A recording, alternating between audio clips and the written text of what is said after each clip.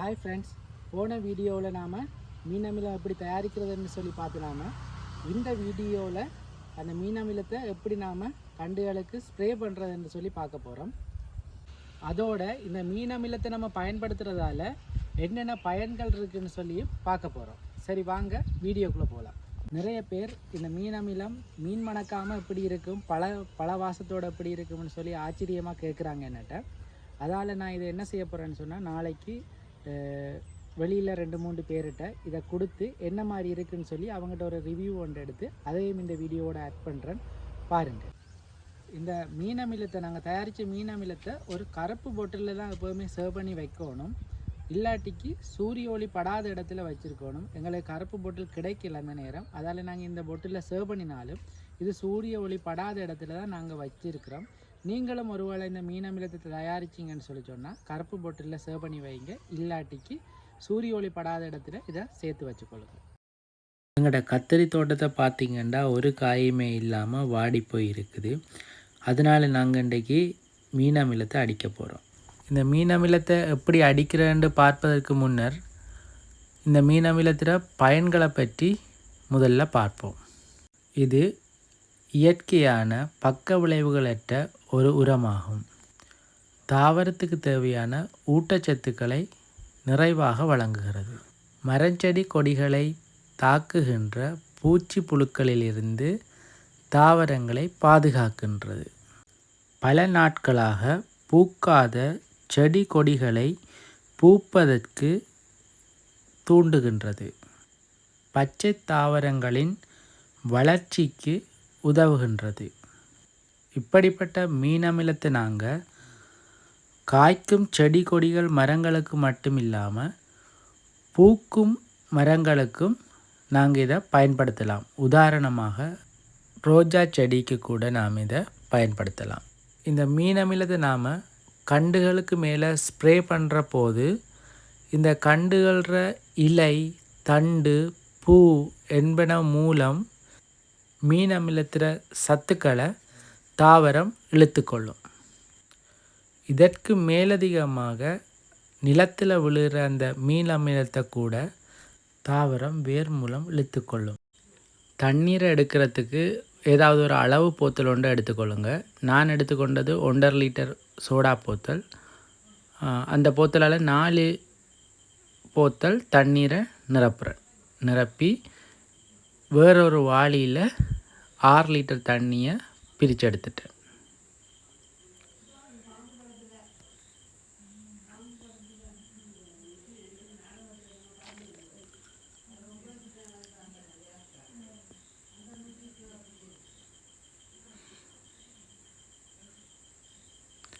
நாங்கள் தயாரித்த மீன் அமிலம் இந்த இருக்குது. அந்த மீன் அமிலத்தை அளக்கிறதுக்கான அளவு போத்தல் இந்த இருக்குது. நாங்கள் 6 லிட்டர் தண்ணி எடுத்த நாங்கள் அதுக்கான மீன் அமிலம் 30 மில்லி லிட்டர். இது ஒரு 30 மில்லி லிட்டர் போத்தல், அதால் இது ஃபுல்லாக எடுத்துக்கொள்வோம்.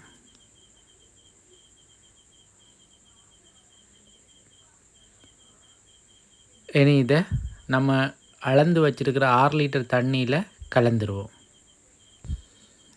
இனி இந்த மீன் அமிலத்தை மெல்லிய துணி ஒன்றால் வடிகட்டி போட்டு உங்களோட ஸ்ப்ரேயரில் விட்டு அடிச்சிங்கன்னு சொன்னால் நல்லது. ஏனெண்டா இதில் இருக்கிற சின்ன சின்ன தூசிகள் உங்களோட ஸ்ப்ரேயரை அடைக்கலாம். நான் முதல் இந்த ஸ்ப்ரேயரை பாவிக்கும்போது நான் வடிகட்டாமல் பாவிச்சதால் இந்த ஸ்ப்ரேயர் அதுக்கு பிறகு பாவிக்க இல்லாமல் போயிட்டுது. நீங்கள் பாவிக்கும்போது கண்டிப்பாக வடிகட்டி பாவிங்க. இப்போ நான் ஒரு சோடா போத்தலை கொண்டு எளிய முறையில் இப்படி ஒரு ஸ்ப்ரேயரை நம்ம செய்யலாம்னு சொல்லி பார்ப்போம். அதுக்கு ஒரு சோடா போத்தல் எடுத்துக்கொள்ளுங்க. அதில் ஒரு ஊசியை வச்சு போத்தல்ற மூடி ஓரத்தோட சின்ன சின்ன துளைகளை போட்டுருங்க. இந்த வீடியோவில் நீங்கள் பார்க்குற மாதிரி போட்டுக்கொள்ளுங்க. இனி இதுக்குள்ளே நீங்கள் கலந்த மருந்தை நிரப்பி போட்டு இதை அப்படி தலகலாக பிடிச்சி பொட்டல்ற நடுவில் நீங்கள் கையால் அமர்த்தினீங்கன்னா இது ஸ்ப்ரேயர் மாதிரி செயற்படும்.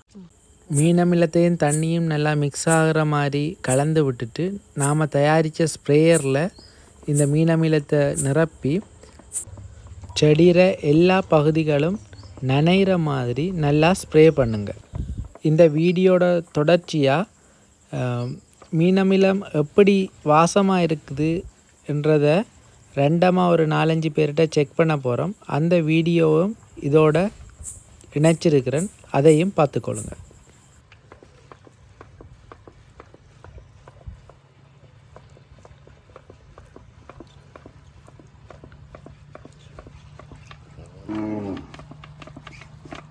ஹாய் ஃப்ரெண்ட்ஸ், நம்மளோட டெஸ்டிங்கில் முதலாவது ஆளாக இதில் மல்லிக்கண்ணனை எடுத்துருக்கிறேன். இதை மணந்து பார்த்து என்ன மாதிரி இது இருக்குதுன்னு சொல்லி அவர் சொல்ல போகிறார். ரைட்.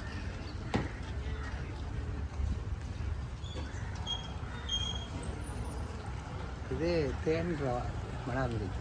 என்ன மாதிரி இருக்குது? தேன் தேன் மாதிரி இருக்கா? முதலாவது பார்த்தவர் இது ஒரு தேன் மாதிரி இருக்குன்னு சொல்லியிருக்கிறார். இன்னும் 2-3 பேர்கிட்ட செக் பண்ணிக்கோங்க. தேங்க்யூ. இன்னொரு ஆள்கிட்ட கேட்குறோம், இதை என்ன ஃப்ளேவரில் இருக்குதுன்னு சொல்லி பார்க்க போகிறேன்.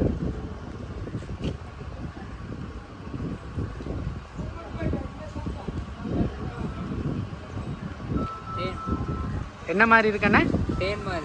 தேன் மாதிரி இருக்குது. Okay, thank you. ஆனால் இது தேன் இல்லை. தேங்க்யூ.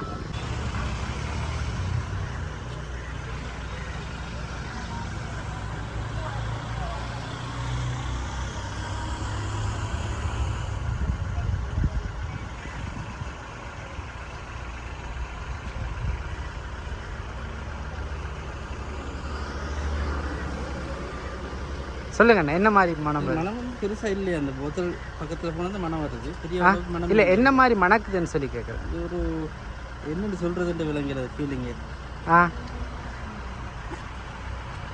இல்லை, உங்களுக்கு இதை வச்சு என்ன மனம் மணக்கிற மாதிரி ஒரு இது இருக்குது?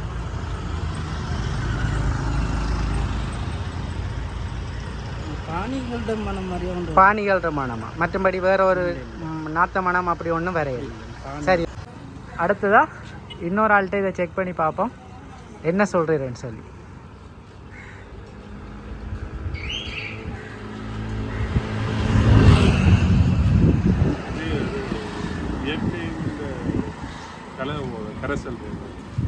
இல்லை, என்ன ஃப்ளேவராக இருக்குது? மனம் என்ன மாதிரி இருக்குது?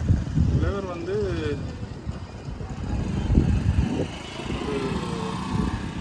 மாவட்ட சார்ந்த மனம். இந்த ஆடாதோட பாணி இருக்குல்ல, ஆடாதோட பாணியில் ஆடாதோட பாணியில் ஸ்மெல் வருது, வாசம். சரி, ஓகே, தேங்க்யூ அண்ணா. ஆனால் இது ஆடாதோட பாணி இல்லை, இது மீன் அமிலம். இது என்ன இதுக்கு யூஸ் பண்ணுறது? இது வந்து கண்டுகள் மரஞ்செடி கொடிக்கு நீங்கள் கேள்விப்பட்டிருப்பீங்க நினைக்கிறேன். மீன் அந்த சக்கரை அதுகள் எல்லாம் போட்டு தயாரிக்கிறது தான் இது. இது என்ன பிரச்சனைன்னு சொன்னால், கணப்பேருக்கு இது மீன் சொன்னோன்னே இது மணக்கும் என்ற ஒரு சிந்தனை இருக்குது.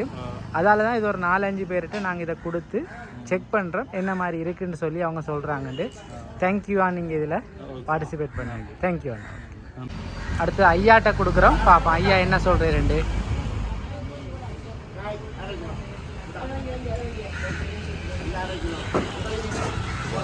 ஊத்தாங்க கையில் ஊற்றாமல் சும்மா. நல்ல வாசம் வருது. நல்ல வாசம் வருது. இல்லை, என்ன வாசம் மாதிரி இருக்குது?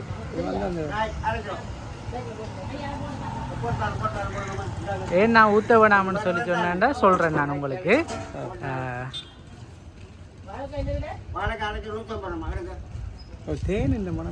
தேன்ற மனம் வருது. சரி, இது தேன் இல்லை ஐயா, இது வந்து மீன் அமிலம்னு கேள்விப்பட்டிருக்கீங்களா? மரக்கறி கண்டுகள் அதுகளுக்கெல்லாம் அடிக்கிறது, அந்த இதுதான் இது.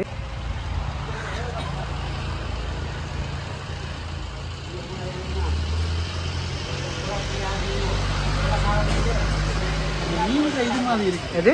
மீன் மீன் இது மணக்கிற மாதிரி இருக்குதா?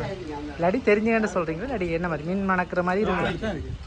சரி, என்ன மீன் அந்த மணமாக இருக்குதா இல்லாட்டிக்கு? சரி, நீங்கள் சரியாக கண்டுபிடிச்சி. இது மீன் அமிலம்னு சொல்லி கேள்விப்பட்டிருக்கிறீங்களா? அந்த இதுதான் இது. என்ன செய்யறது? இது வந்து கண்டுகளுக்கு அடிக்கிறது, ஸ்ப்ரே பண்ணுறது, காய்க்கிறதுக்கும் இந்த பூக்கள் உதிராமல் இருக்கிறதுக்கு அப்படி இதாக அடிக்கிறது. தேங்க்யூ ஆமாம். ஓகே ஃப்ரெண்ட்ஸ், இந்த மீன் அமிலத்தை எப்படி பயன்படுத்துகிறேன்னு சொல்லி இந்த வீடியோவை நம்ம ஃபினிஷ் பண்ண போகிறோம். ஒரு 5 பேர்கிட்ட ரெண்டமாக என்னென்ன மாதிரி இருக்குதுன்னு சொல்லி கேட்டு நாம் அதில் ஒரு ஆள் மட்டும்தான் கிட்டத்தட்ட அது மீன்ற வாடை இருக்குன்னு சொல்லி கண்டுபிடிச்சவர். இதிலேருந்தே நாம் அறியலாம் அந்த மீன் அமிலத்தில் அவ்வளவு பெரிய மீன்ற வாசம் இல்லை. நாம் அதை தாராளமாக பயன்படுத்தலாம். நம்ம மீன் அமிலத்தை பயன்படுத்தியக்குள்ள ஒன்று கவனிக்க வேணும், சரியான அளவில் அதை மிக்ஸ் பண்ணி பயன்படுத்தணும். அடுத்ததாக ஒரு 10 நாளுக்கு ஒரு முறை நம்ம செடிகளுக்கு கொடுக்கலாம். அதே நேரம் அதிகமான வெயில் காலம்னு சொன்னால் ஒரு 15 நாளுக்கு ஒரு முறை நாம் அதை கொடுக்கலாம். இந்த மீன் அமிலத்தை நீங்கள் பயன்படுத்தும் போது அதிகாலையில் பயன்படுத்துங்க அல்லது பின்னேரத்தில் பயன்படுத்துங்க.